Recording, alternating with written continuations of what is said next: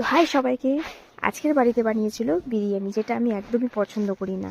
মানে বিরিয়ানি জিনিসটাকেই আমি একদম পছন্দ করতে চাই না, একদম ভালোই লাগে না। তারপর আমার বাড়িতে যেহেতু আমার দিদি বানিয়েছে, দেখি দোকানের থেকে বেশ মোটামুটি ভালো হয়েছে। যেহেতু আমি পছন্দ করি না, সেই জন্য আমার দিদি আমায় বলেছে আমি নাকি কুকুরের পেটে খেয়েই ভাত নাকি সহ্য হয় না, আমাকে এরকম করে কথা শোনালো। তারপর ভাবলাম যে একবার খেয়েই দেখি। তারপর যখন একটু নিলাম, গাইস সত্যি কথা বলতে দোকানের থেকে অনেক বেটার বানিয়েছে বা ভালো বানিয়েছে, যেটা আমি কোনো দিনই যেখানে বিরিয়ানি খাই না সেখানে আমি একটু রাইস আর একটুখানি লেগ পিস একটু গ্রেভি দিয়ে আমি পুরো ভাতটা খেয়েছি। মানে ভাবা যায় আমি নাকি বিরিয়ানি খেয়েছি। দোকানের থেকে অসাধারণ ছিল আর খুবই টেস্টি ছিল, যেটা আমি দেখে মানে এই জন্য বলে যে ঘরের জিনিসের টেস্ট আলাদা হয়। আর তোমরা কারা কারা বিরিয়ানি পছন্দ করো সেটা আমাকে কমেন্টে অবশ্যই জানিও। আমি কিন্তু ফ্রাইড রাইসই পছন্দ করি আর চিলি চিকেন।